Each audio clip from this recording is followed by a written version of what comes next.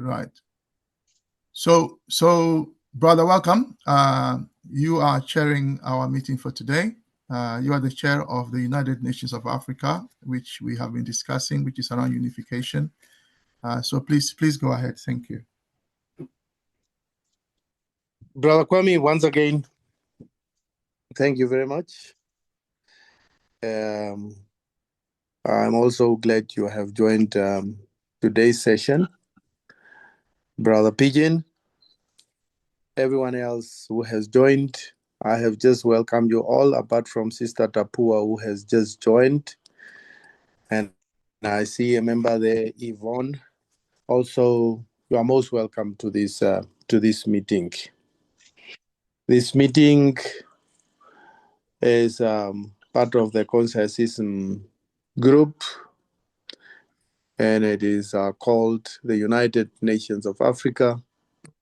We have been discussing various topics that are geared towards making the unification of Africa possible.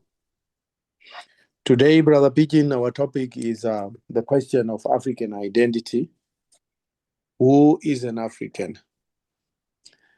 It's a question that begs the input of everybody, because we come from different backgrounds, from different regions of Africa, from the diaspora, and everyone has got an opinion of who an African is. And that's exactly what we want to hear. Brother Pigeon, you have confirmed we don't have a presenter for the topic. Since you have shared some stuff on the platform of the United Nations of Africa, I would love to request you to maybe lead us on the topic and to co-chair the meeting if everything is in order with you. Brother Pigeon? Thank you, Brother Window. Can you hear me? Yes, I can hear you, and I'm sure everybody else can hear you. Thank you. Comrades, feel most welcome. I am happy to be part of this conversation, and this is a conversation that is coming at a time when we are trying to end our conversation on the United Nations of Africa. And I will not like us to actually have a so-called presentation, because I don't think it will be an order for somebody to present for you who is an African, but rather this is a personal question to you and every member who is here, who either says or call or believe that they are African. And therefore, we want to hear from you. Because the key question, and guided by, of course, Nkrumah on his thought on why he's an African, and he said very important statement, that he is not an African because he was born in Africa, but he is an African because Africa was born in him. And that brings and pegs the question then, what is Africa? But before we even look deeper to what is Africa, the question is here is, are you an African? You as an individual, do you identify as an African? And if you identify, what do you think makes you to believe that you are an African? So as Brother Windhoek has said, this is a question to all of us. And therefore, as we do in our Thursday classes, we'll go around in this first part of this conversation to hear what members think, what members say about them identifying themselves as African.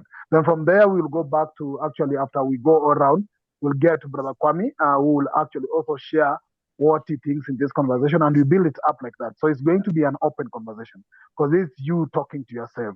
This is you speaking what you think you are and what you believe you are. So once again, feel most welcome. And as Brother Windhoek has recognized everybody present, I also want to recognize the presence of also those who have joined us in the conversation. Brother Benny, we have Sister Grace, Sister Ida, and I saw, I think Elder Glenn is coming in. Yeah, Elder Glenn has joined us as well.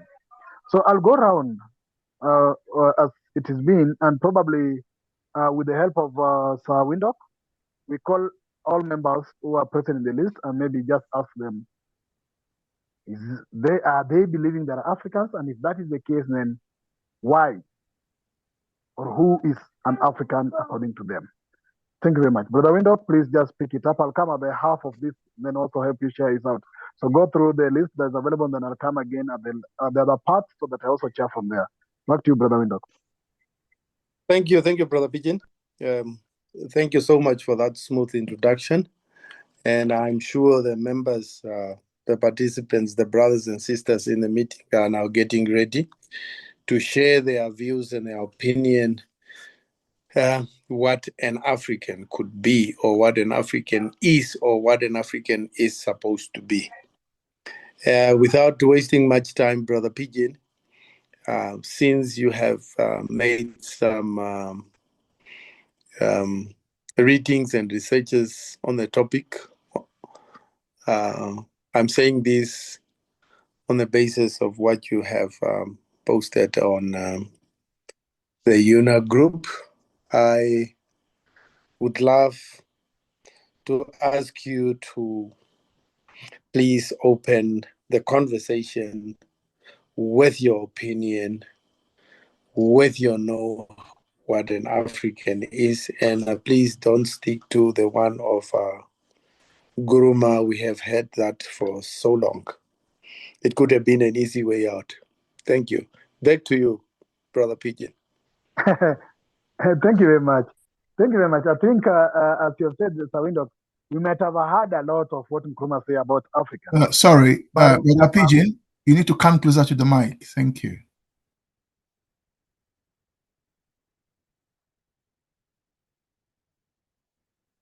Brother Pigeon, go ahead, please.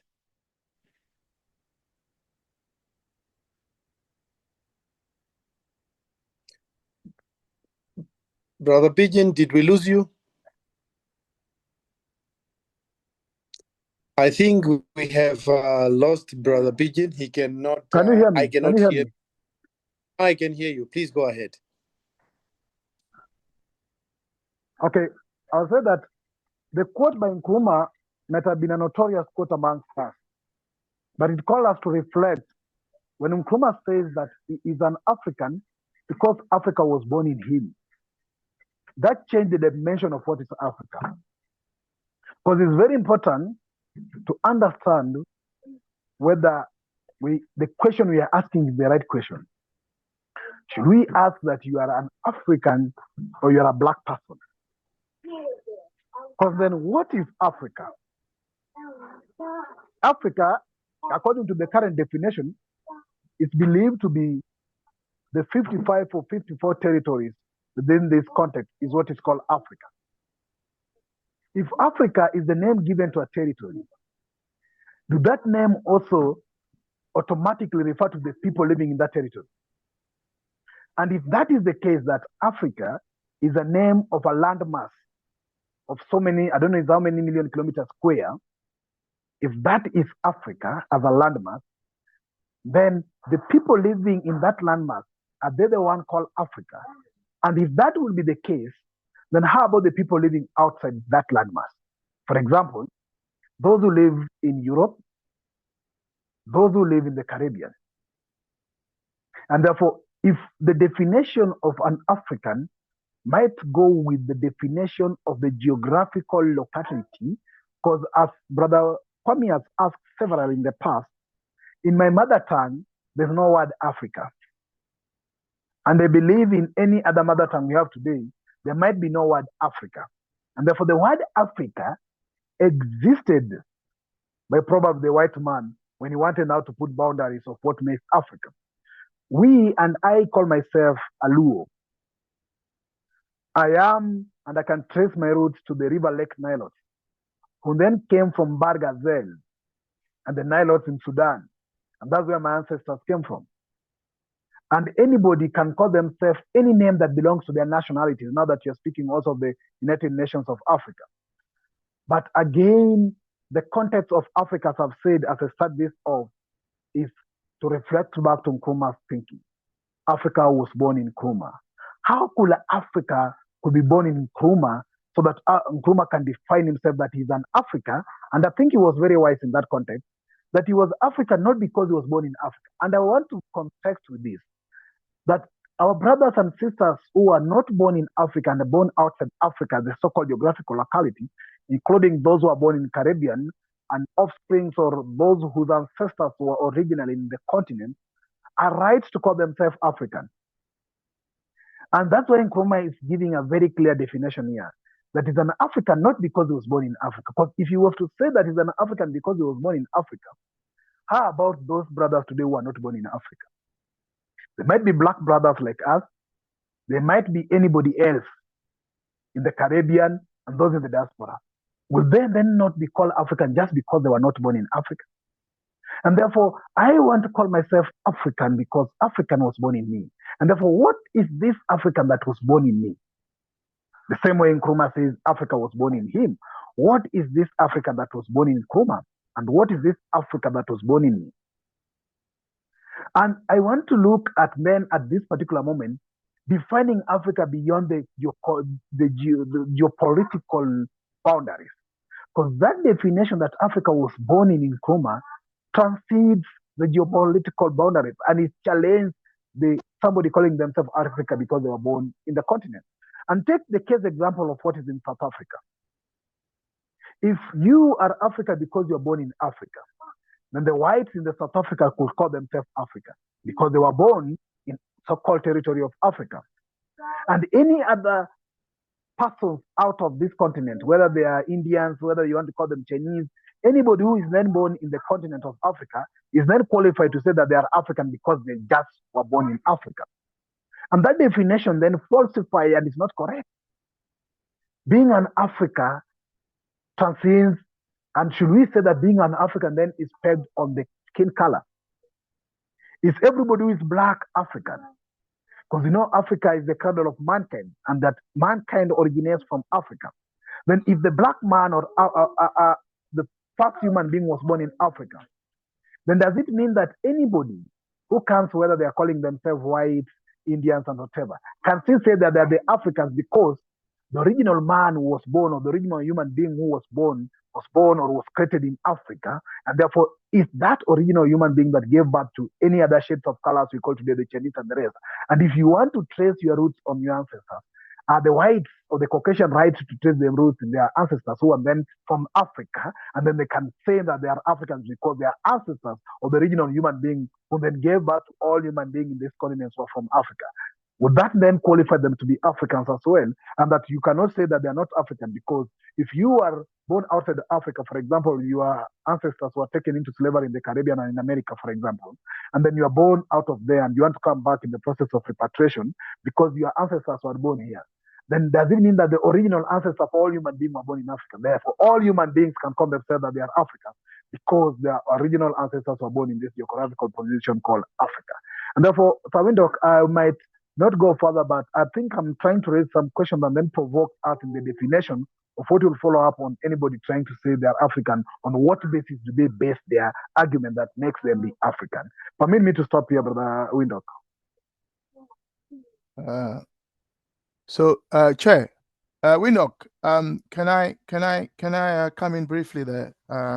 I didn't hear what Brother Pigeon said earlier, but I heard all that he said now. And I want to put the discussion in perspective. As I said, I don't know whether Brother Pigeon did that or not. So our Saturdays are days when we discuss the unification of Africa because we believe that the unification of Africa is the basis on which we can totally liberate and develop Africa. So it's something that our forefathers have wanted. It didn't happen for all kinds of reasons, and we are pursuing it consciously and deliberately. So the purpose of this discussion today is that at the end of this discussion, we want to leave this discussion today with a clear sense of how we want to frame this question going forward, and we want this meeting to be a meeting that we can refer to and say that there was a discussion among us Africans and that this is the decision we made. So at the end of the discussion, I'm hoping, Brother Welcome, that you will help us to come to a resolution so that the discussion we are having around the United Nations of Africa, that discussion will have or will move forward on a clear basis of identity, because that is the issue here. So who is an African? So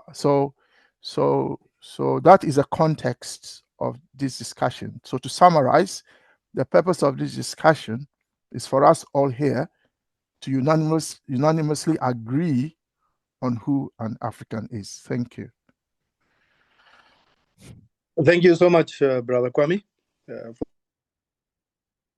for that guidance. And thank you so much, Brother Pigeon.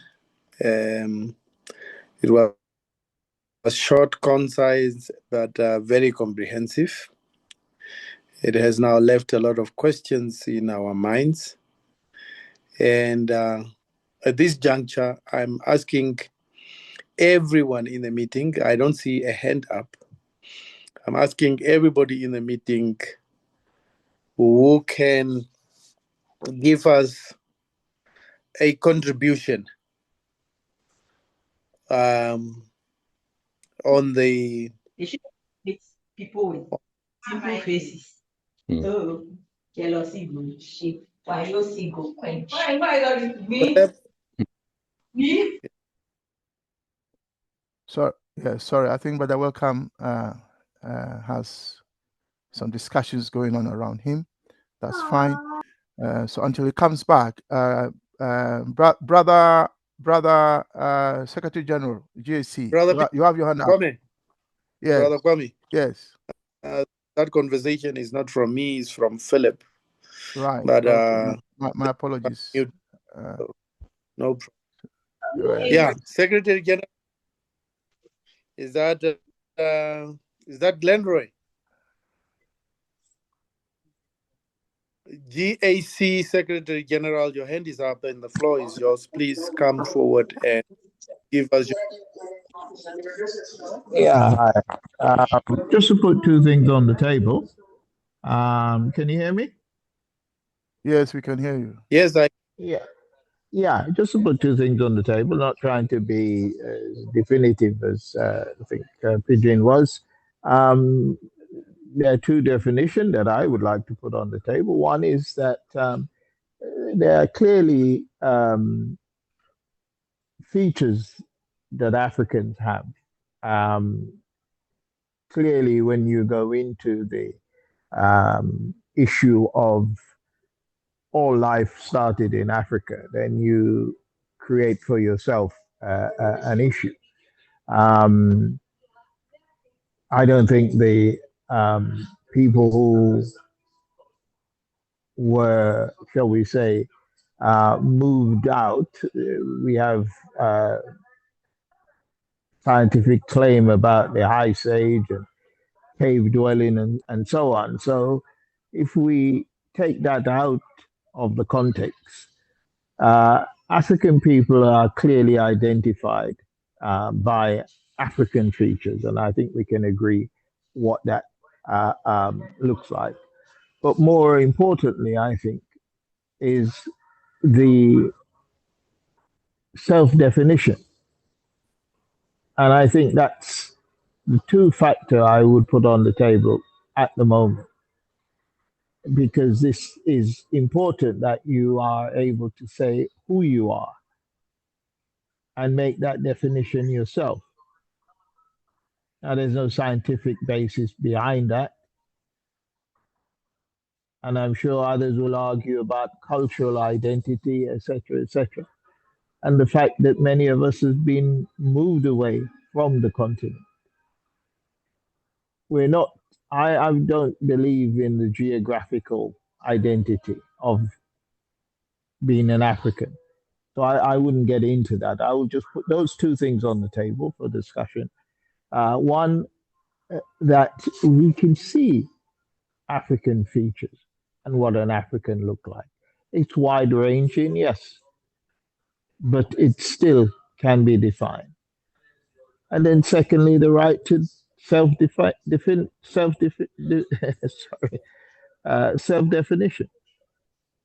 That's also important, equally important, I would say. So I'll leave those two there, Chair, and let's see where the conversation takes us. Thank you, Brother Glenroy. I was right by guessing you are the Secretary General. I don't see any hand up still. Yes, sorry. Can I? I'll go on a run. Yeah, Brother Welcome. Sure, anytime. I don't think Brother Glenroy has helped us with that. What he has said, he's not clear when he says that there are features that define who an African is. He has to tell us what are these features. He can't just say there are features. I mean, we need to know what these features are so that we can all be clear what we are talking about. Thank you. Brother Glenroy? Yeah, there are no. Can you? Yeah, I can respond to it, but I think Kwame will not appreciate my response because clearly, when we talk about the interference from a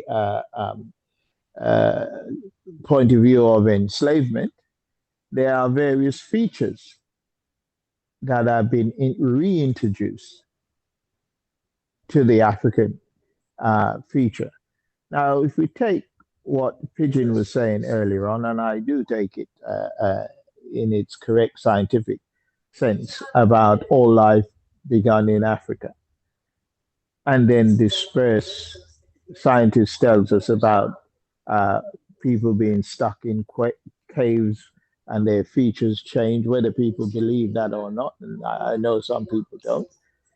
The reality is that those Africans do not consider themselves African for the purpose of self-definition. So we can be clear about that, of who consider themselves to be an African. When enslavement was engaging, those people who had left the continent for hundreds of years, thousands of years perhaps, were very clear who was an African. They had no problem in identifying who an African was for the purpose of enslavement. It's only us that seem to have a problem about identifying who we are. Now, I'm not a biologist, I'm not a scientist, I'm not going to give you a scientific explanation as to what that means. But the fact that there are various grade or color of Africans is one of the features that has been brought to us by colonialism and enslavement. This is where it becomes necessary for people to self-define. Clearly, you could say, yes, this is what somebody from Sudan would look like, somebody from Angola would look like, etc., etc. But we have to recognize not only outside of the continent, but inside the continent, intermarriage have resulted in variation of Africans. But Africans who define themselves as African, we must overcome that. And I don't want to wander back in the African discussion again. But if there are people other than Kwame who do not understand what I mean about what an African look like, then perhaps a wider question. But I will give that as a response, that we are varied. The photograph that is preempting this discussion clearly gives various features. And while I haven't examined every single photograph on there, I think these constituted Africans. And that's what I meant. Yes. Thank you. Thank you, Brother Glenroy. Brother Kwame, back to you for a minute. Yeah, I still don't understand what brother. Yeah, I still don't understand Yeah, I still don't understand what Brother Glenroy has been saying. He says that there are features that define who an African is, and I'm asking him to tell us what these features are. He said a lot, but I still don't understand what he means.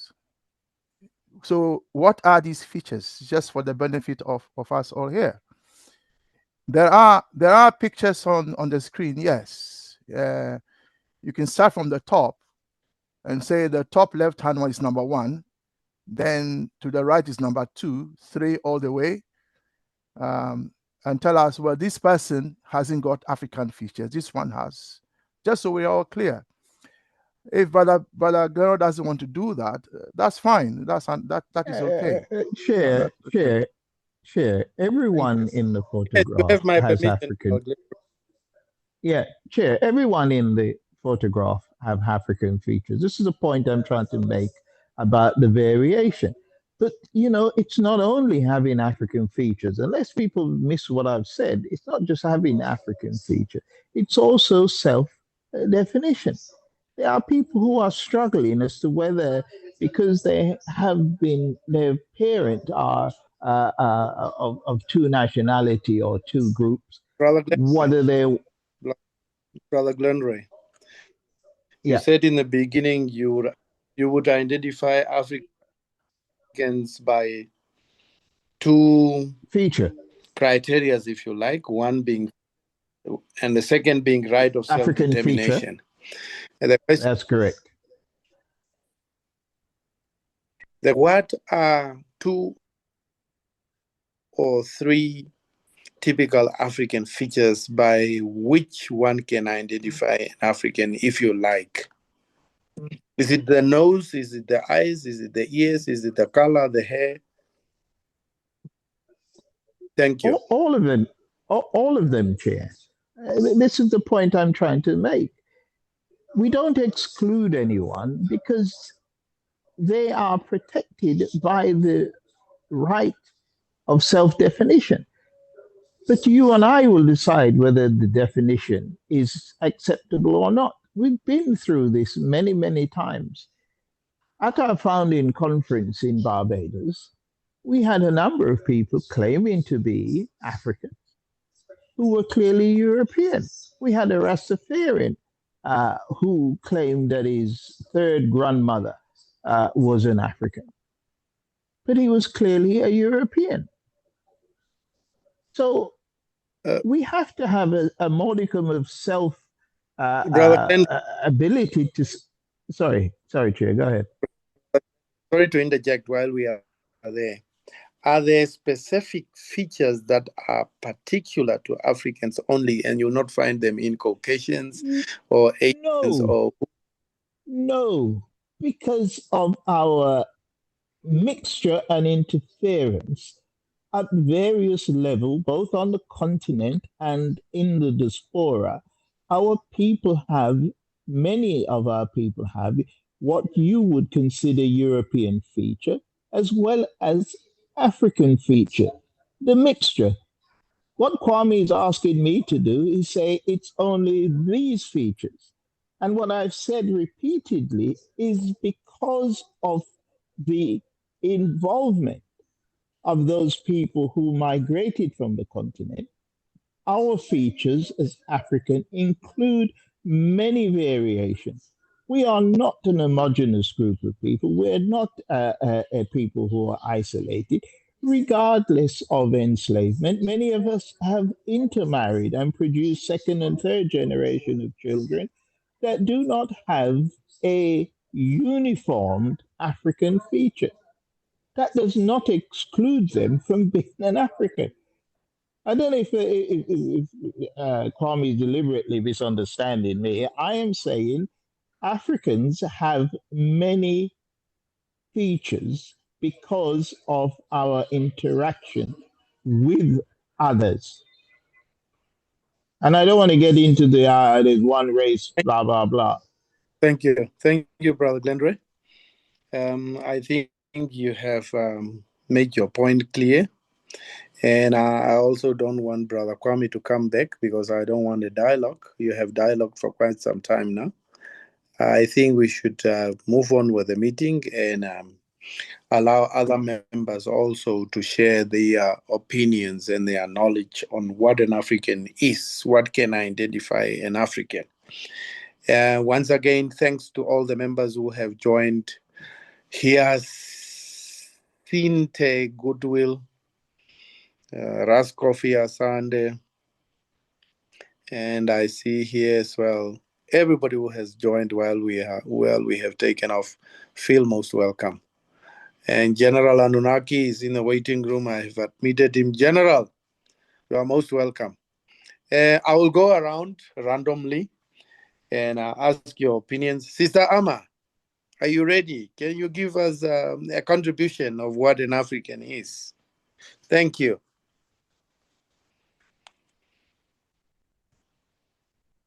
If you are ready, if you are not ready, I will pass. Sister Ama?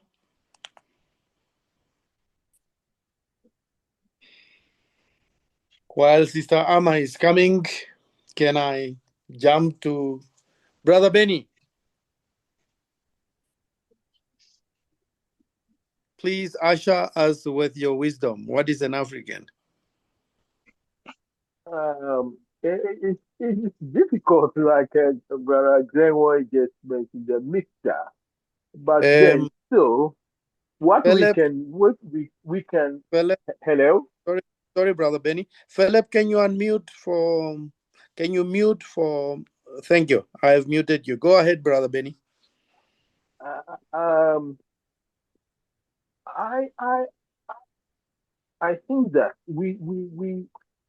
it should be left to people to decide that they are African, even if they are not on the continent, but they feel that they are African.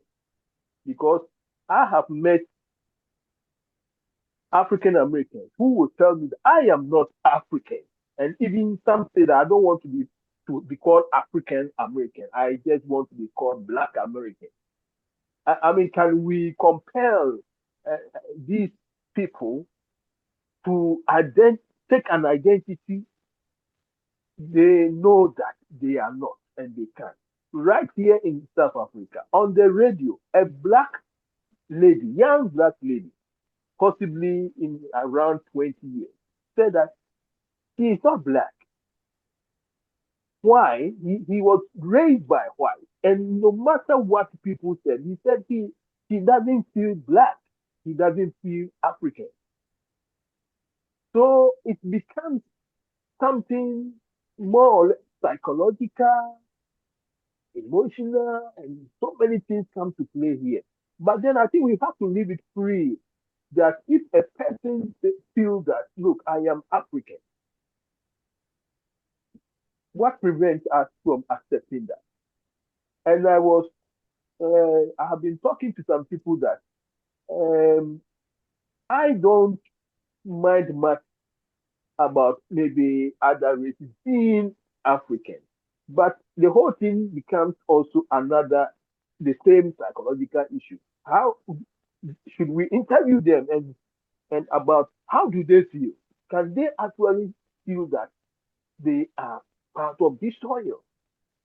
Some may say yes, but the problem with some of these races is when they want to put themselves higher than the Black African, then that raises the question as to are they right in what they are saying? Because if you want to be an African, then there's nothing of feeling supremacy because that person you are meeting is poor.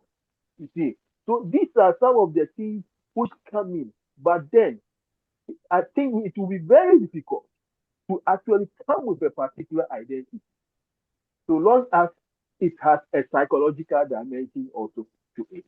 Thank you. Thank you, Brother Benny. Thank you. Brother, can I come in? One minute interjection. Go ahead. Clarify something. So as the meeting goes on, I will clarify things as we go along. Can we all be clear that nobody in this world can say, well, I think or I feel I am British, and then approach the British authorities on the basis of feeling or thinking and have a British citizenship, or a Mexican passport, or a South African passport. You can't just approach the authorities in any country and say, well, I feel I am American, so give me an American passport. When you go to them, they will look at their criteria, and based on their criteria, they will say, okay, you can have a British passport, an American passport, whatever passport. The discussion we are having today goes beyond what people feel and what they think. We are talking about an African nation. As we are speaking today, there is no such thing as an African country. What we have are neo-colonial states. Okay? What our forefathers wanted was a unified African state. And the question we are asking is, and we are not going to go into the technicalities here. The technicalities will be left for the technical experts to deal with as to who falls within that criteria. But the question we are asking is for us to have some kind of conceptual clarity on what, if we had an African nation today, okay, who qualifies to be an African in that country? And it goes beyond what people think and feel. So I thought I'll make that clear. Thank you, Chair. Thank you. It's a valuable input. It's an eye opener.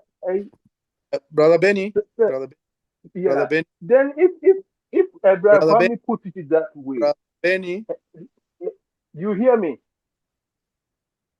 1 minute to clarify, and then we members. Yes, okay. I can hear you. 1 minute to clarify.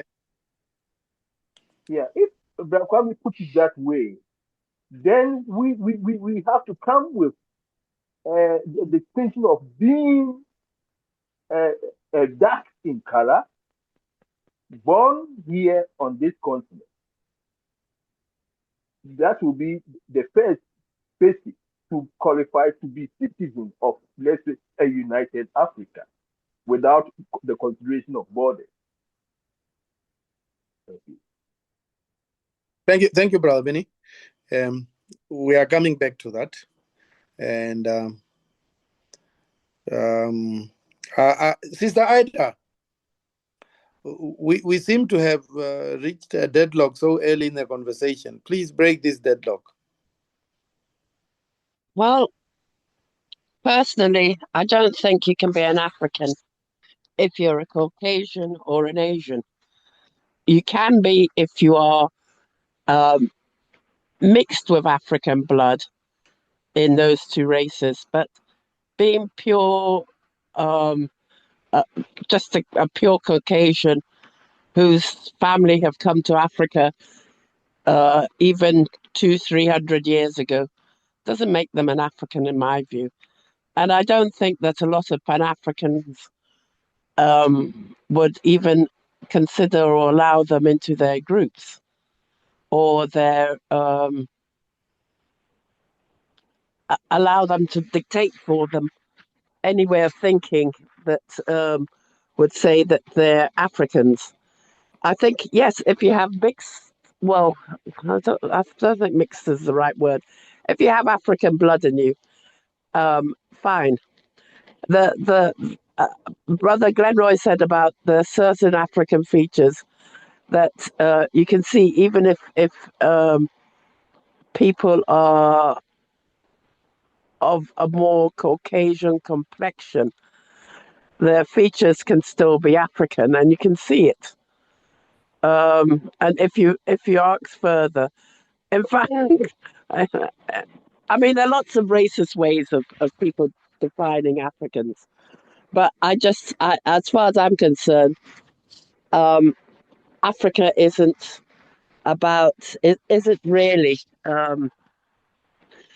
isn't for those who think that because they're rich and can live in Africa well, and they are from a Caucasian or Asian group. I don't consider them to be African. That's my perspective. I have nothing against them. my perspective. Thank you. Thank you, Sister Ida. Yeah, Brother Kwame. Brother can I Kwame. clarify? Yeah, can I clarify something again? Go Whilst ahead. we're having this discussion, let's bear in mind that there's a difference between being an African for the purposes of the African nation that we are hoping will come into being not too long from now. That's our hope. We want to see before some of us before we pass on. There's a difference between that and someone who is given permission. You might call it a residence permit to live in a country. There's a difference. So you don't have to be, for example, I live in England. I am not a native English person, but I have been permitted to live here for all kinds of reasons. But I am not. I'm not from here, so it's perfectly possible that in the new African nation there will be people living in Africa. However, they are not African. So I think we need to, in the discussion, differentiate between those two as well. Thank you, Chair. Thank you. Sister Ida, before you come back, Brother Anyola, is it Brother Anyola or Sinuga? Yes. Hi, good Your evening, hand sir. Yes, please. You are most welcome. Your contributions. I just wanted to make a contribution. 3 minutes. Okay. 3 less, please.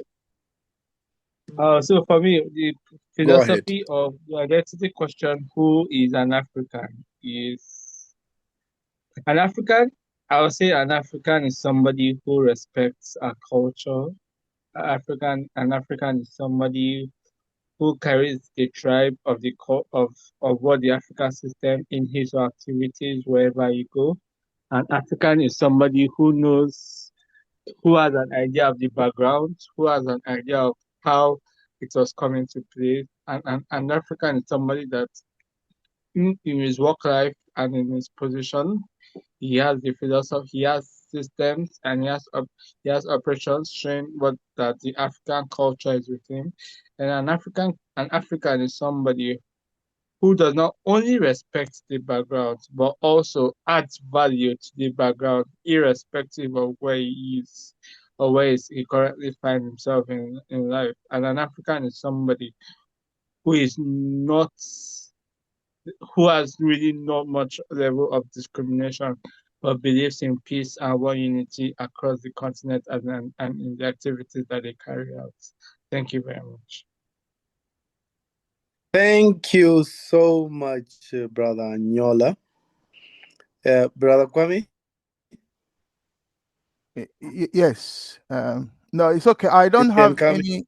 Yeah, I don't have any clarification to make anymore. Just to ask Brother Anyola. So he's basically saying that being African is a cultural thing. From what I'm hearing, what he's saying, it's a cultural thing. Is that it? The fundamental is about culture. Part of it. Yeah? No, it is part of it, but it is about the long-lasting legacy that you live on the continent. Okay, so culture and then you live on the. Thank you. Thank you. Thank you. Thank you. Sister Ida? I wanted to briefly, add. 1 minute.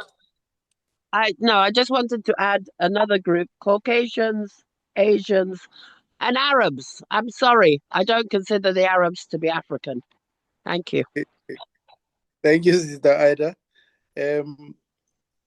I will go around randomly. Ras Coffee, are you ready to make a contribution? Are you still there? Anyway, I don't see you there. You slipped out. Sister Tapua.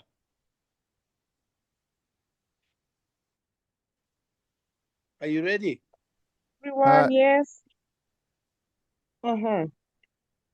Yes, I'm here. Your contribution. Sorry?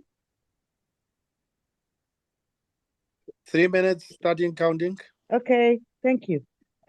I think an African is a person who has a sense of being an African at an individual level. And they also should feel they're part of a social group of Africans. However, the challenge comes from the fact that the word Africa is applied on us from outside Africa because we have not viewed ourselves as African. So the word Africa now has connotations that other Africans or some people called by that name cannot accept that name. So, for example, Africa was given the name by people who wanted to exploit it. And therefore, it's a word that denotes subjugation. It's a word that they have associated with poverty, uncivilized, uneducated, primitive for their own ends. So, what we need to understand is we're not only dealing with Africa as or African as connected to the continent, but there are now negative nuances that have been applied on people from the continent to dehumanize them.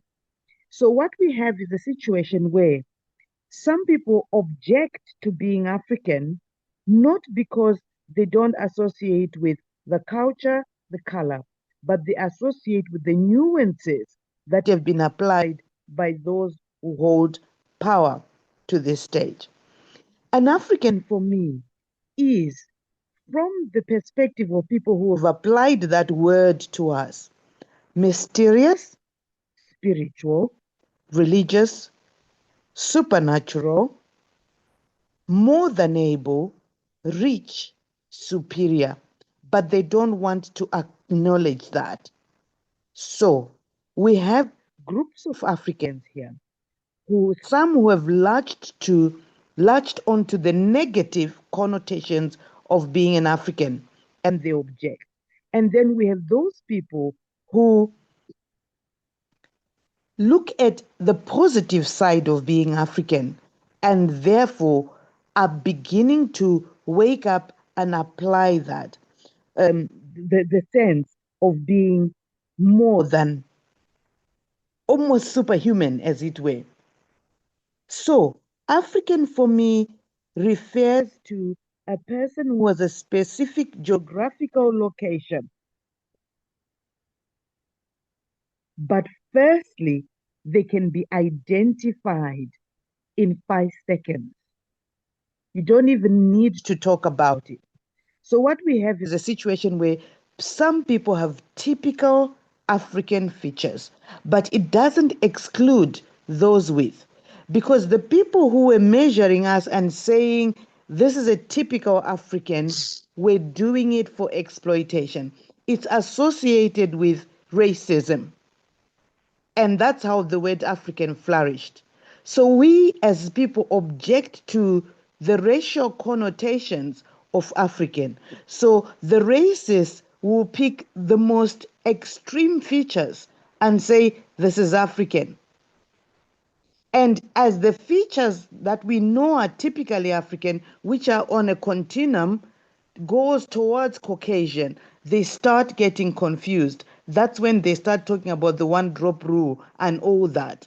So we just need to be aware that when we're saying we are African, we're saying we are people of a specific hue, but cannot be boxed. We are people of a specific cultural orientation, but cannot be generalized.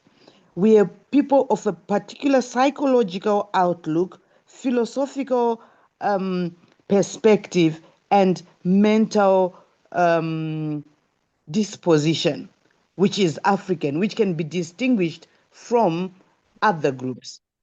I'm sure someone is going to call out and say, what is it that makes an African psychologically African?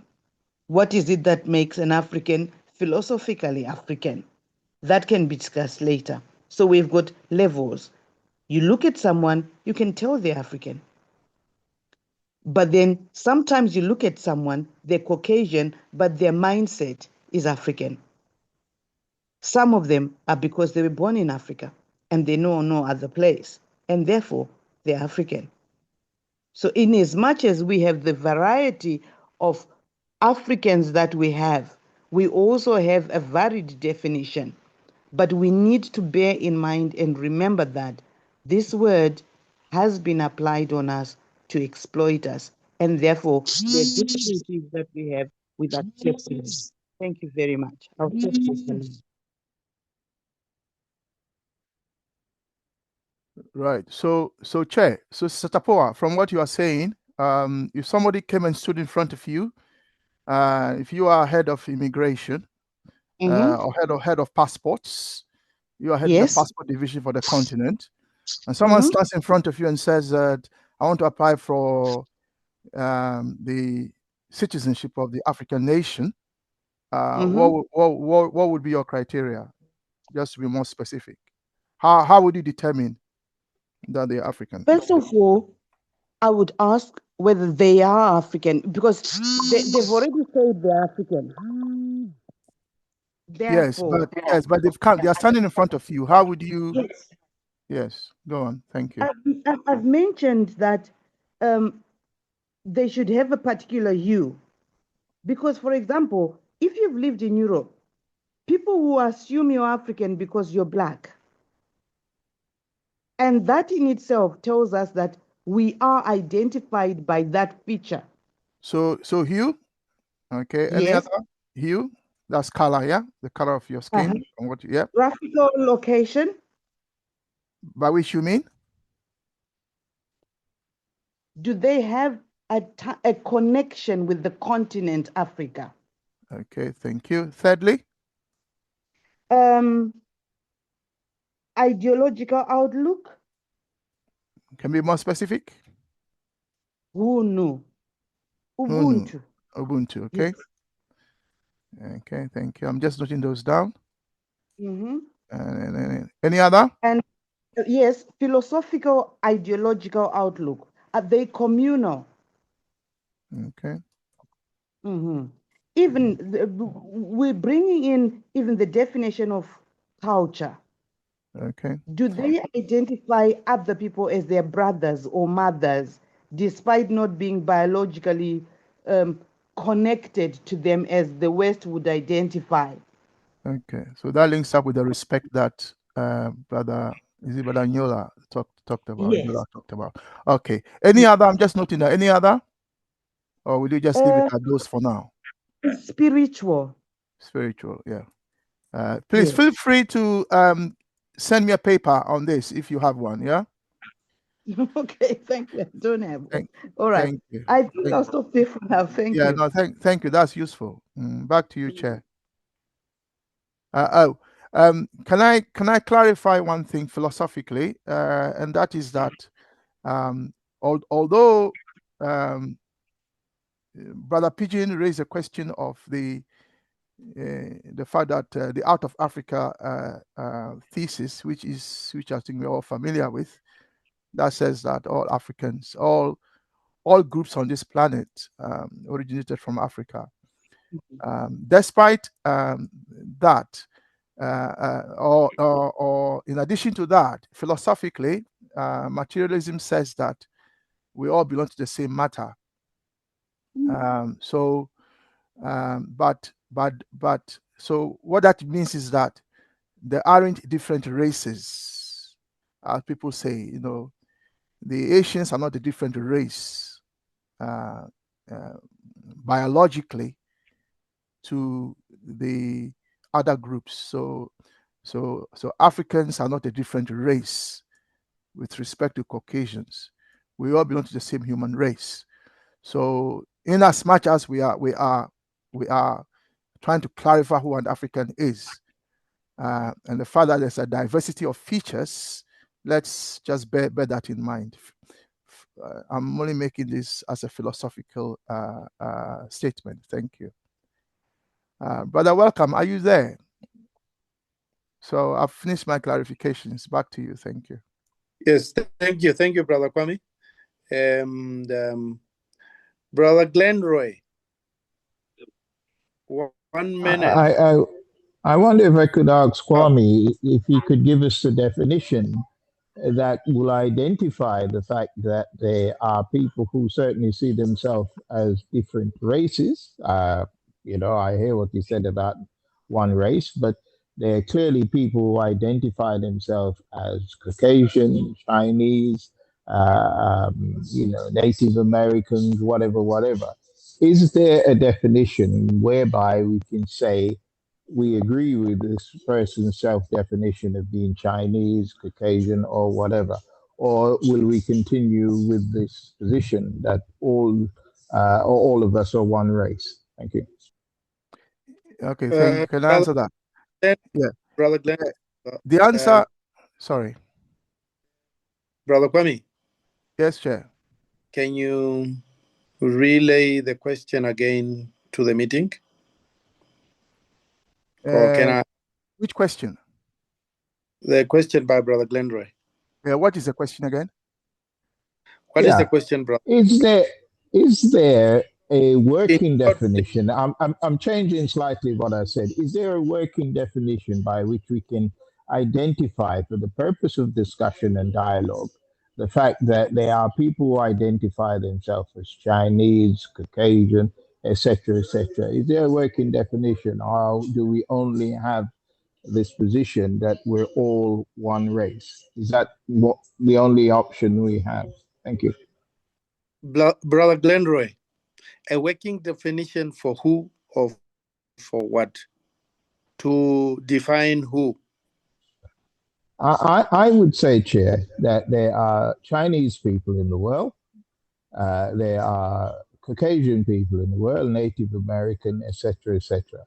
So I would say that there are African people, there are Chinese people, and even if people don't want to say they are a different race, there are different ethnic groups.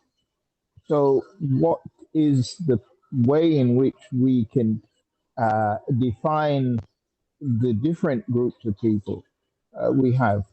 I have something to say, by the way, about the statement about people coming to the airport or the immigration, but I'll leave that till later. Brother Glenroy, do you want us to define Chinese, Mongolians, Russians, Brazilians, or who must be defined here? The working definition is to define who. I'm not clear on that one, sorry. But Brother Pidgin, Brother Kwame, if you are clear on the question, please go ahead. Well, I think your question, again, I'm clarifying things. Yeah, I'm not making a statement. I am not giving my view on anything. As you know, Chair, I am also taking notes, because at the end of the day, we want to leave this meeting with a clear view on who an African is. And of course, this has been recorded, so we can go back and check, and just to be sure. We want to reference this meeting as the authority on this question. So thank you for that. Now, your question about Brother Glenroy is I think is pertinent, and I think he can answer that himself as to what he's defining, what he wants definition for. I agree with Brother Glenroy that maybe I should make that clearer earlier. That and I think someone else, Brother Benny, also made that point. There is room here for some level of self-definition. Yeah, there is room here. I think we need to recognize that, and the room for self-definition is important, and there's also room for self-restoration, or what you might call reparations. This also has come up in the meeting, where someone like Brother Benny said, this young lady, you can see by what Sister Poa has said, she can see she's African by the hue. She's saying, I don't feel African. It's possible, going back what Sister Amma shared with us in the class last 2 weeks, that such a person may change their mind as they grow older or as they go into different contexts. They may change their mind and say that actually, I think I am African. And that, so in other words, there's room also for self-restoration, where people who feel they are not Africans, who are anti-African, you can see they are African going by features, but are vehement that they are not African and want nothing to do with being African. I'm saying that there's room there for self-restoration as well.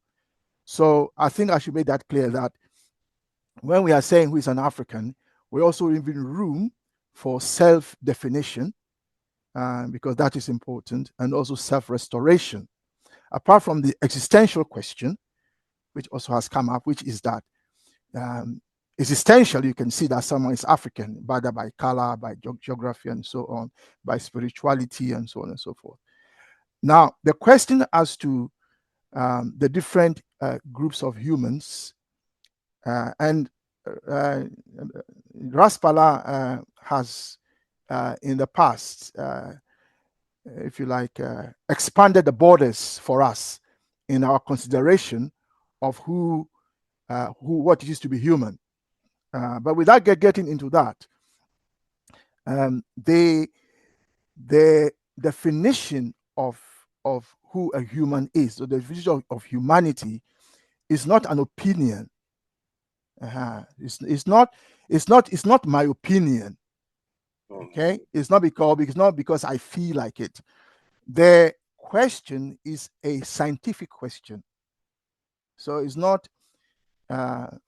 We can have a working definition that comes from science, or we can have a working definition that comes from racism, as Tapua was trying to explain to us in terms of the name of Africa.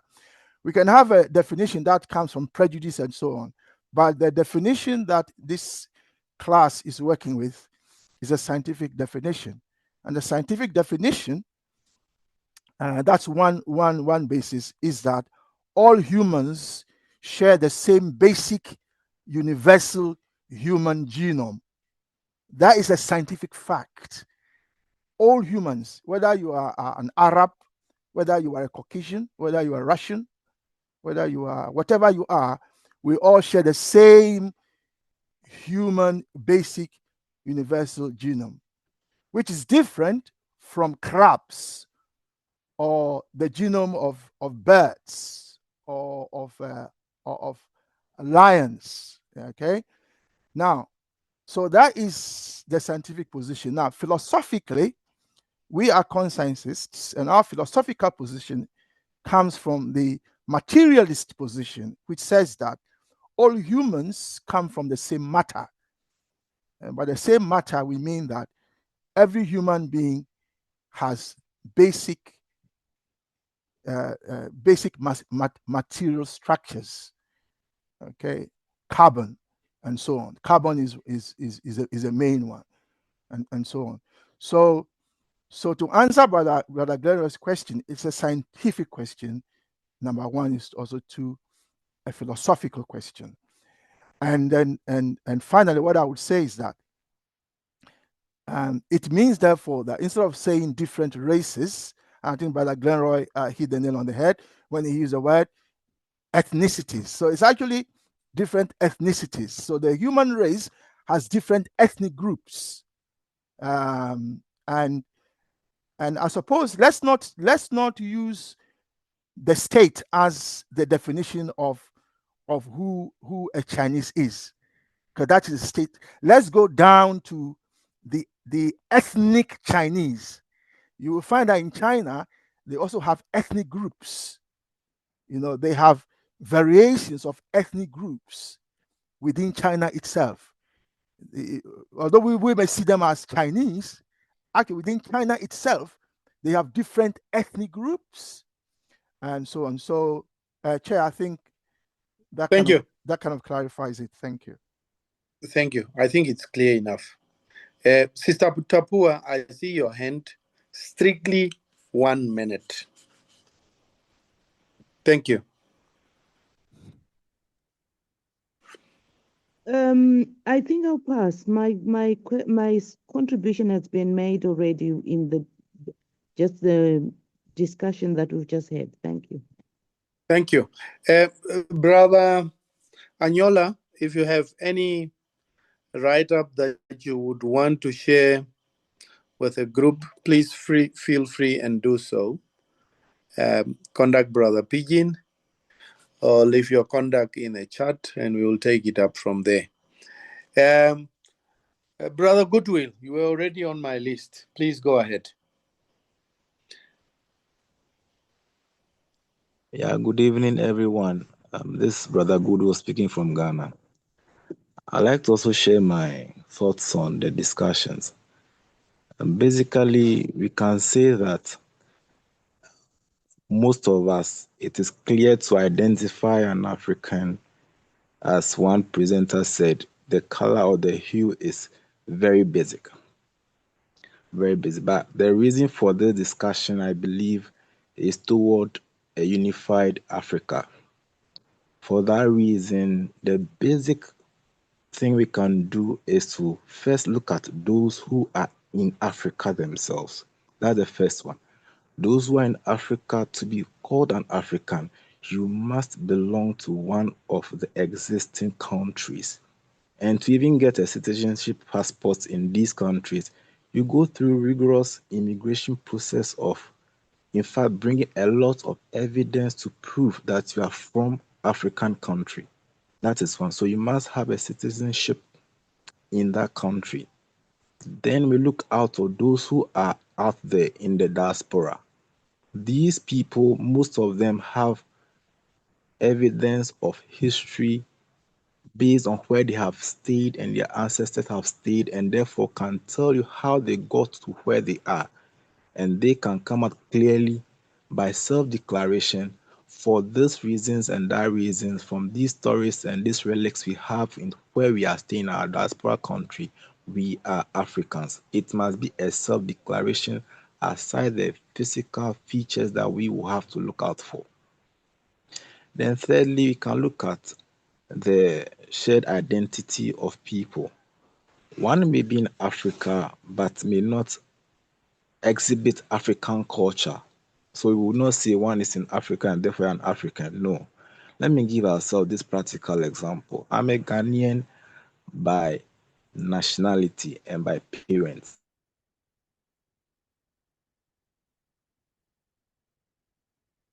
Are you still there? You are breaking. But I was born in Cote d'Ivoire. Yes. Yeah, I'm still here. So I was passing by in the capital of Accra. I noticed the Ivorian embassy in the corner. So I went in and spoke with the executives there and told them, well, I was born in Cote d'Ivoire, so can I enjoy a right as a dual citizen? Because my parents are Ghanaian. And they spelled it clearly to me that before you can enjoy dual citizenship as an Ivorian and a Ghanaian, a parent must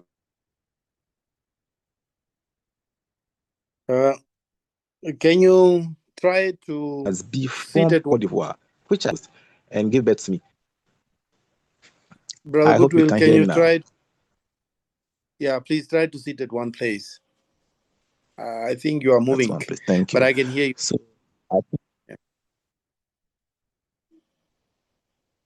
so the third one is where it's quite difficult for us to be clear about, but it shouldn't be a problem. Do it to me.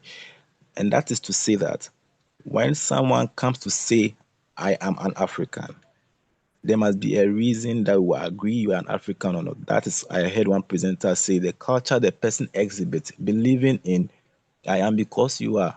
And then the history of where the person is currently living. Let's say someone living in US, we know the history of slave trade. So if where the person history... Please wrap up, brother. Please, can you hear me now? Please wrap up. All right, so I'm wrapping up now. So basically, those living in African countries with clear geographical locations are citizens in Africa. Those who are living in the diaspora must have the original history of where they're taken from to where they are, and they must come out and say, I am an African. And finally, those who live amongst us must also exhibit the cultural. Thank you, Brother Goodwill. Brother Kwame? Exhibitions of an African CAL stands for. Thank you. Brother Kwame?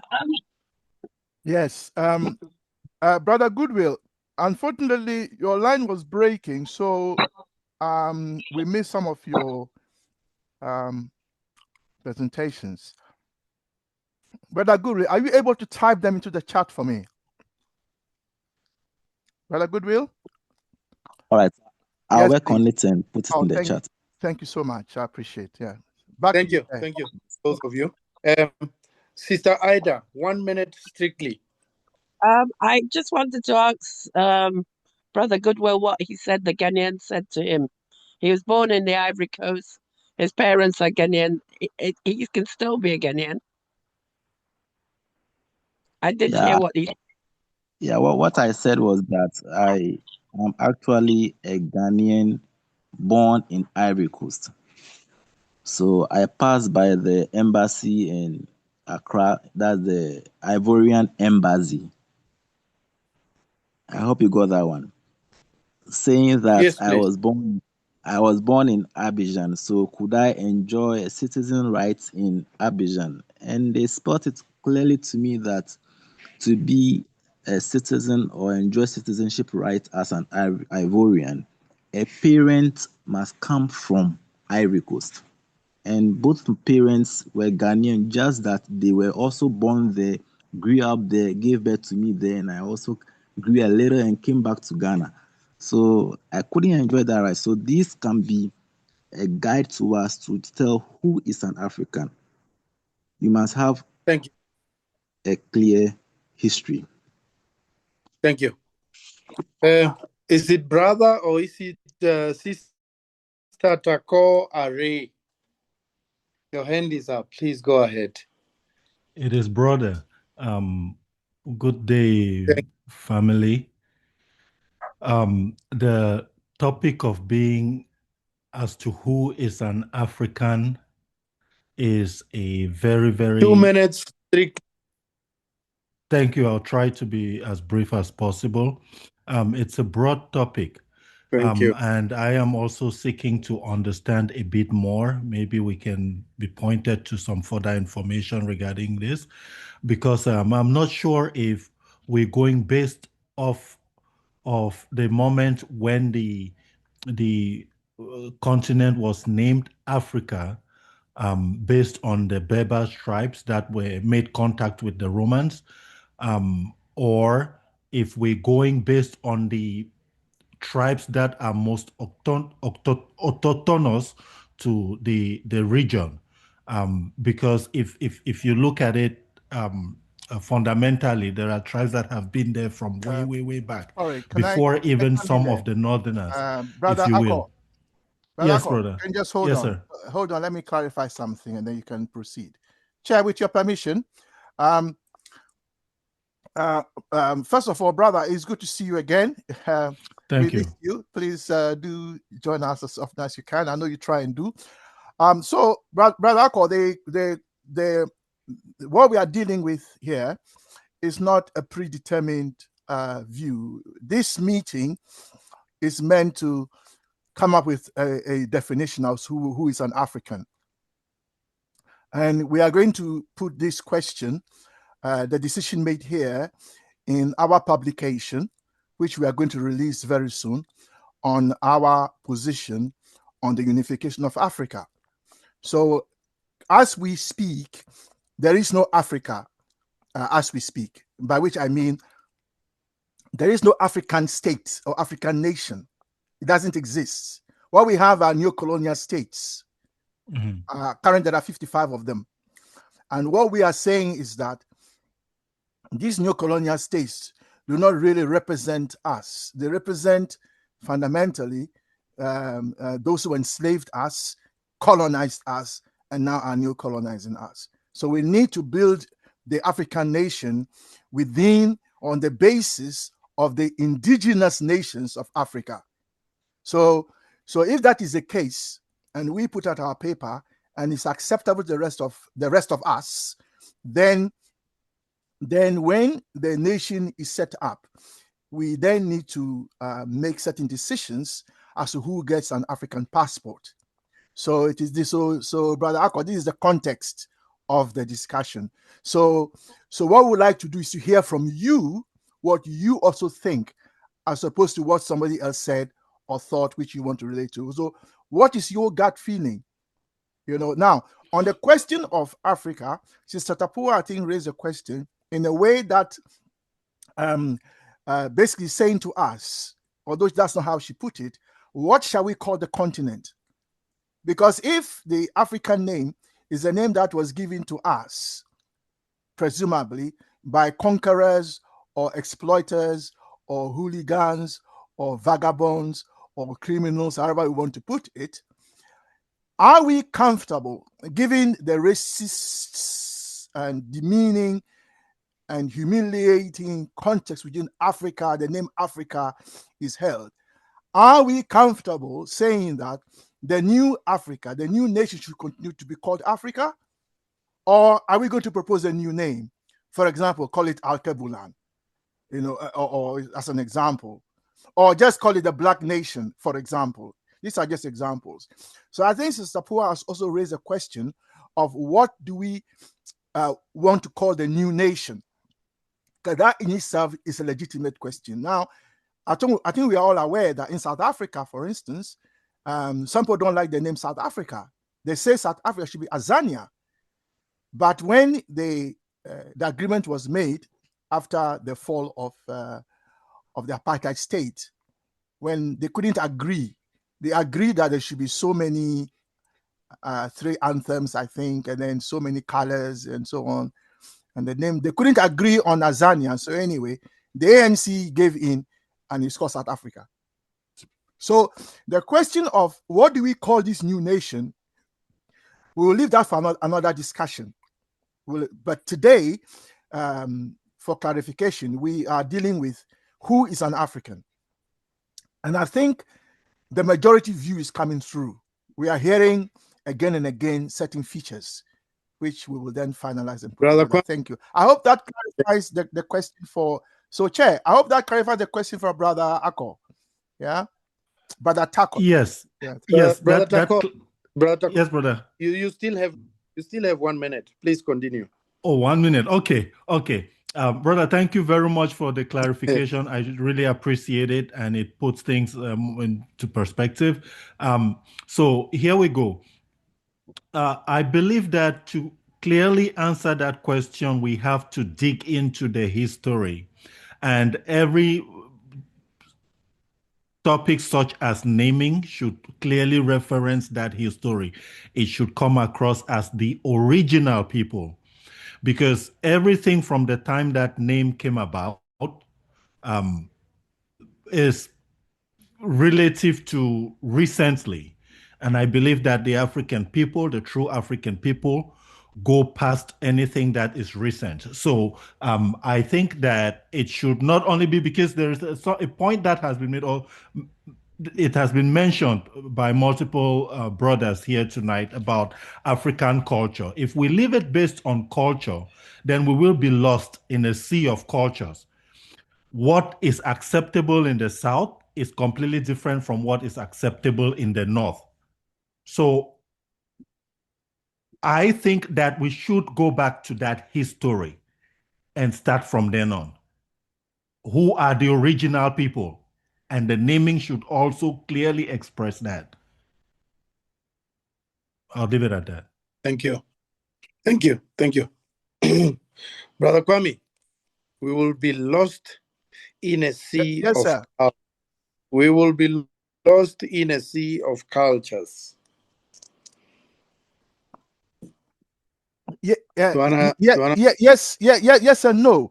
Yes, in the sense that even in our Constantinism class, which we have been looking at the philosophy of Pan-Africanism called philosophical Constantinism, and we agreed that there are 3, if you like, competing and contradictory, if you like, cultures on the continent.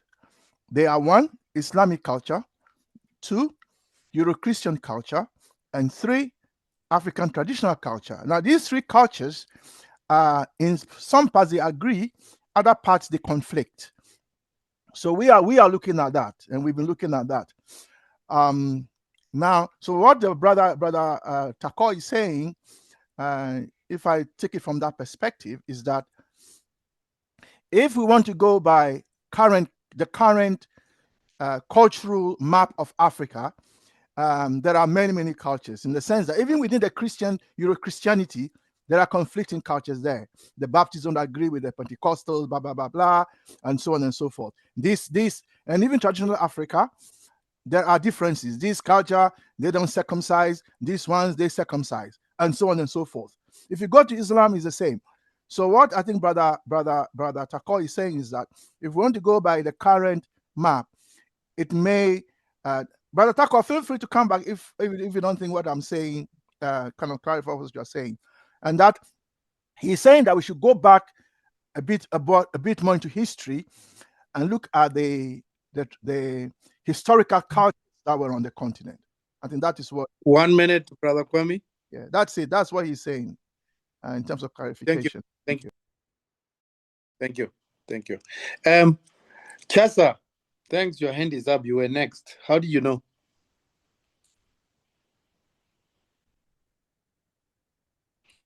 Chasa, the floor is yours.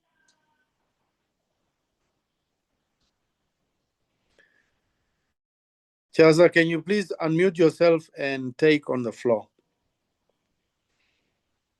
On a count of 3. Thank you. Chasa? Oh, he didn't want me to count. Now he's out completely. Right. Sister Chisomo. I see your hand, Brother Glenroy. Just hang on a second. Or is it a direct contribution in what Brother Takor has said?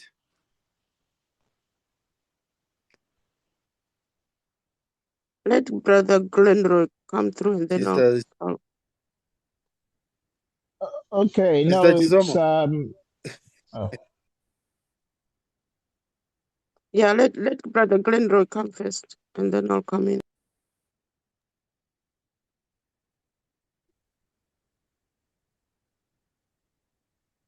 Brother Glenroy? Yeah. Can you hear me? Yes, I can. Go ahead, please. Okay. So something strange came up that you wanted me to start the video. In any case, I just wanted before I press it. My apologies. Yeah. No problem. I just wanted before the night is closed just to say that we are going to have to find our own means of identification. It's an interesting scenario where Kwame is put about if somebody turned up at immigration and said they wanted to be British or whatever, will be asked what are the criteria. And that's a fair approach. However, it cannot be used as the same modum of operation for Africans in any sense, because look at how we've been divided as a continent. Look how we've been divided as people in the diaspora. So I think that there has to be a level of wishful thinking, I think Kwame call it, because we cannot put ourselves in the same category as, say, the United States and how they would apply their process. Because it has nothing to do with feature, it has nothing to do with history, it has nothing to do with the division that's been created among us both on the continent and outside. So it needs a radical rethink. We can't just adopt the ongoing process that states use in this new African state that we will create. So I just want to put that there because... Thank you. Yeah. In the interest of time, thank you. So we have to find our own modus of operandi to identify ourselves.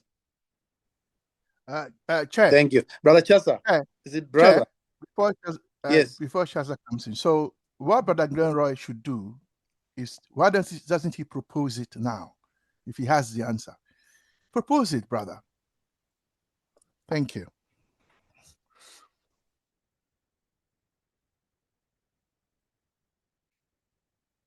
Brother Glenroy? Yes, Chair. Can you again, what we... Yeah, the proposal is quite simple. What I've said at the very outset. There has to be a level of self-definition, and then the recipient of that definition need to decide whether they accept that or not. So in other words, somebody comes to me and says, I am an African, and as somebody has rightly said, we need to examine that person and make a decision. Now, I can write a paper on it if that's considered necessary. If people don't understand or know what if somebody come and stand in front of you, whether they're light skin, dark skin, or whatever, who define themselves as an African, whether or not you can either corroborate that or ignore that or oppose that. So to me, those are the requirements. And what I'm saying is, if somebody comes to you to say they are American, whatever that means, because at the end of the day, it's an immigration country, whatever Trump wants to say or others want to say. It's not a white country, but obviously they are trying to insist that it is. So what are the criteria for being American? Whatever those are, they ought not to be the same that we are using. So I'm not here, I can't give a definition. I can write something in time in response to what I suggest it will be. Not a proposal. Thank you. Thank you, Brother Glenroy. Kindly write that proposal on a paper and share it gladly. Thank you. Brother Chasa? It's Sister Shaza. It's Sister Shaza. Oh.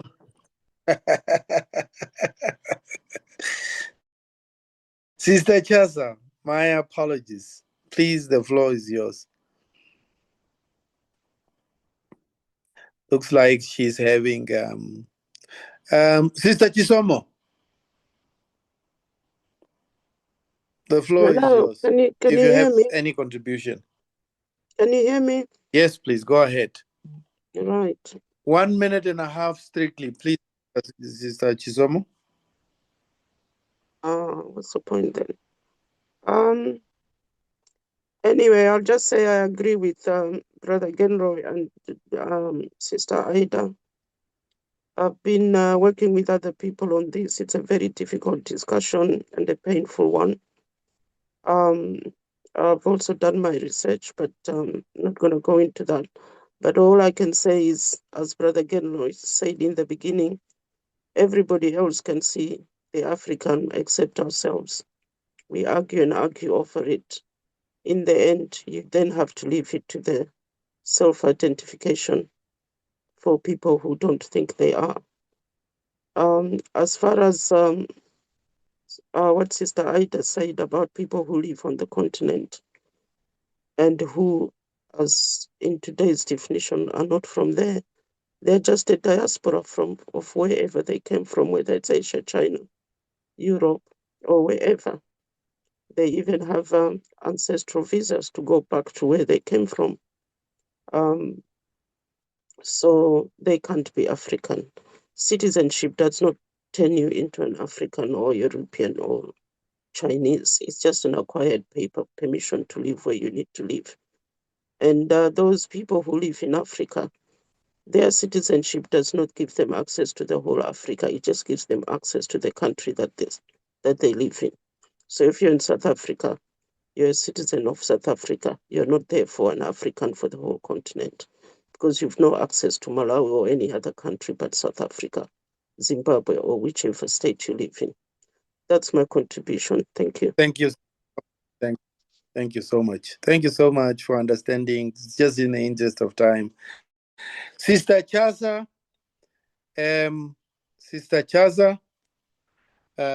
Raspala. Yeah, I've put it in the chat. Bogani. Go ahead, please. 1.5 minutes, strictly.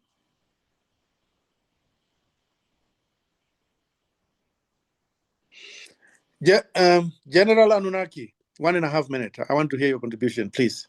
Go ahead, if there is any. Of course, there are. General? Give thanks, my elder. Blessed.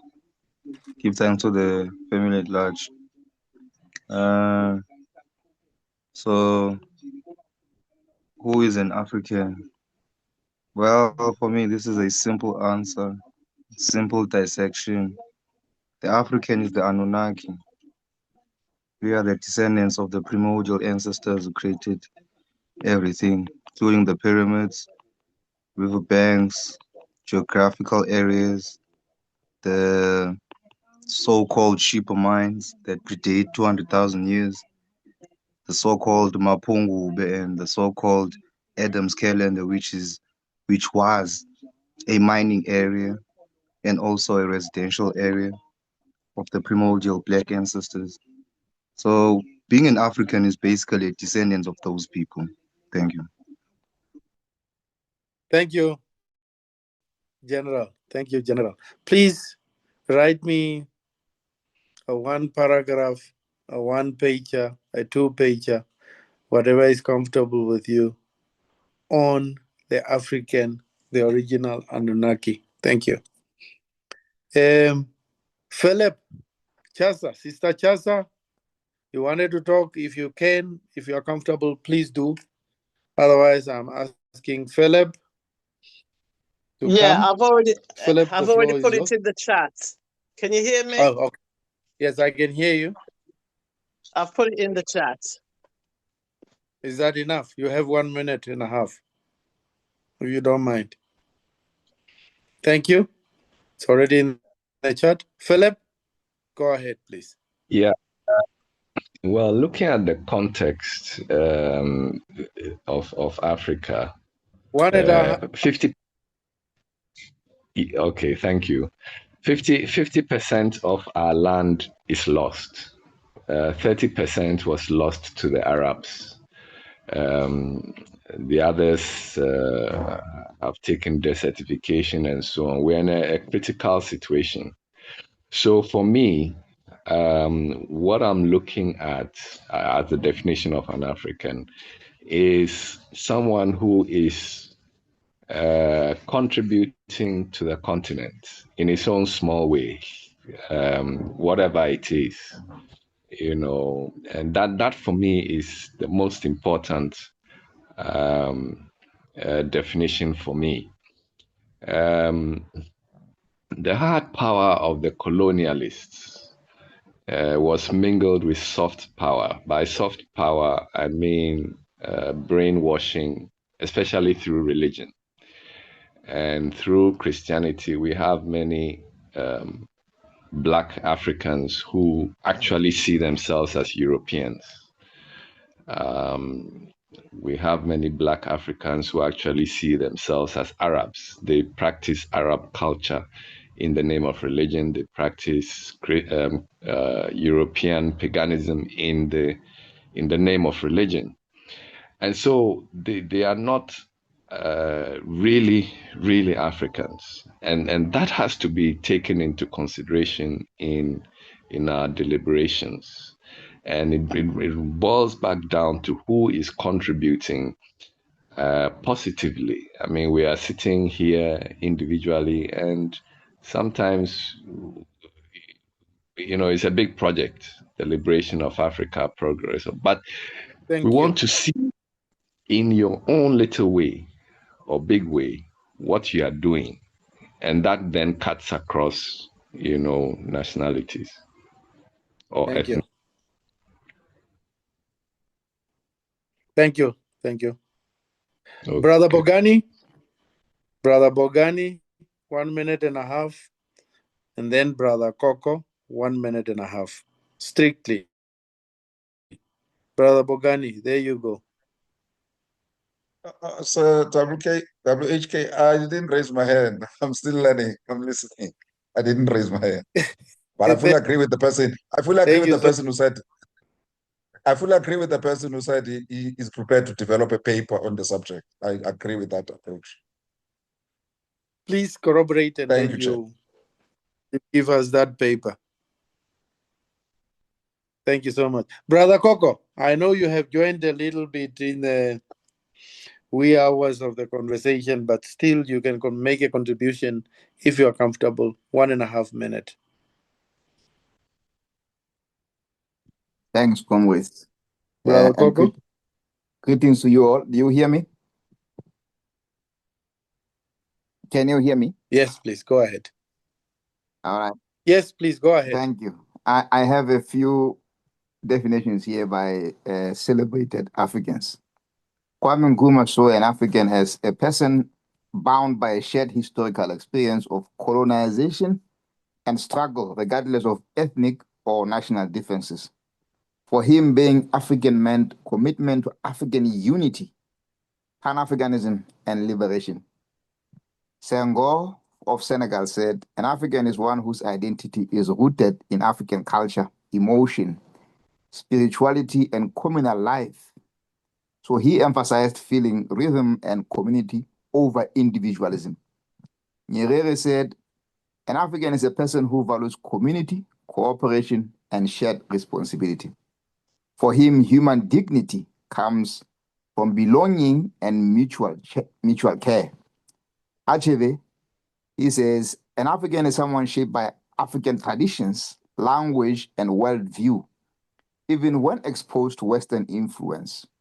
He argued Africans must define themselves, not accept colonial definitions. Fanon, my favorite African, he said, an African is one whose identity has been distorted by colonialism, but is reclaimed through struggle and self-assertion. Freedom and decolonization, according to Fanon, are central. W. Du Bois, he says, an African is anyone of African descent connected by shared history, culture, and destiny, including the diaspora. So as you can see, majority of them agree in one way or the other. The African, either you are self-defined or you are born of the land, you have shared heritage, you had shared connections, you see Africa as home, and you put Africa at the forefront, at the center. Communalism is at the center, not individualism. I rest my case. Thank you so much, Brother Coco. Please share that with me or in a chat or with Brother Coco, Brother Pigeon, or with Brother Kwame. Thank you very much. Time has really caught up with us so quick. For you to whom I did not accord a chance, my apologies. Time has caught up. Sister Tapua, my apologies.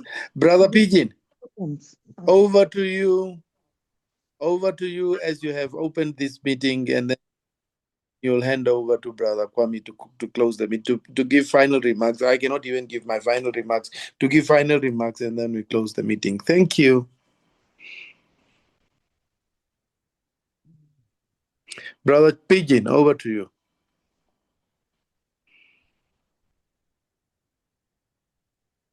Brother Pigeon, can you hear me? Brother Pigeon's mic is open, but he cannot hear me. Over to you, Brother Kwame. Right. Thank you, brother. Good. Welcome for another session of sharing our discussions on the unification of Africa. So thank you very much. I believe Brother Pigeon has announcements to make. If he heard you, then he can come in and make the announcements, and then we'll bring the meeting to a close. So, can you hear me? Yes, we can hear you. Before you make the announcements, just to clarify finally for all of us, so what we have been doing today is getting a sense of who the African is, not for the purposes of navel gazing or for the purposes of discriminating against others, but for the purposes of clarifying who can be a member of the new African nation that is yet to be. So that is where the discussion is coming from. So thank you all. Those who have agreed to send us papers, please do. Brother Welcome, you will have to chase them for the papers. Just remind you, they are Brother Glenroy, Brother Glenroy, Brother Coco, Brother Coco, then Brother Goodwill has already written what he wants to write in the chat, so that's fine. And so at least those two, if you can chase them up for their papers, that would be great. Brother Anyola. And Brother who? Anyola as well. Anyola, yeah. Okay, so those three, but you will have to chase these three brothers for their papers. We're going to have them. And Brother Tak. And Sister Tapua, yes. If we can have them. And Brother Takor. Brother who? Takor. Oh, Takor. Takor. Oh, I don't know. Yeah, Takor, if you did agree to give a paper, please do. And then finally, Brother Bongani. Yes. Professional. We love him so much. Brother Bongani, and your paper as well. So those brothers and sister, Brother Welcome, you'll have to chase them for the paper. And so thank you all for coming. Brother Pidgin will give us the announcements, and then we can bring the meeting to a formal conclusion. Thank you. Thank you, Brother Kwame. Can you hear me? Yes, we can. Thank you. Thank you very much. I request that any new member or any member who has committed to share a document or a paper to please put their contact details in our chat, because some of them might not be within our circle, so it might be very hard to trace them. So please, as a window also put his contact details, please, anybody can be free to put their contact details in the chat so that we can pick it up. Now, having said that, I didn't actually envision that this conversation will be this tough. And it's still very clear that we have various options on who is an African, but we are almost arriving at some similarity. Brother Kwame will summarize that based on the comments he was speaking and taking, and he has clarified the purpose of this conversation. Okay, so as it is, we are, as he said, this is a Saturday unification session for us, but we have our philosophical studies on every Thursday. So those are new, also you can join us on every Thursday from 6 p.m. Accra time via Zoom. We are still studying the society and ideology by Kwame Nkrumah's book, Consciousness. Next Saturday, I think we will talk with Brother Benny. There's a conversation Brother Benny wants to bring in on the decolonization element and what he does with the ASIPs. So we are looking forward to that conversation in the context of the unification, because maybe it's also very important to decolonize the many things that have been put on us for us to fully unite. So that's also coming up. So that is what we'll be discussing on next Saturday. And as we are almost geared towards the end of the year, we appreciate those who have joined us and those who have been with us. There's more plans, probably we'll have a time to share what you look forward to work on in the coming year with so many projects that you're doing together. Now, having said that, all these recordings will be available next week, and the recording of last week will be available this week. I think they're already available. All the recording of last week on our YouTube channel, they're already available. And the recordings of this week will also be available by the latest Tuesday or Wednesday next week. Thank you very much for your time. And yes, may you have a lovely evening. We will continue this conversation until we have a united Africa government. Bye for now. Brother Takor and Brother Anyola, please put your contacts in the chat. I think. Thank you. And I put mine there. Yeah. Okay. The time is 8:01. I believe Ghana time as well, but that's 8:01 UK time, and this meeting has now come to an official close. I hereby stop the recording.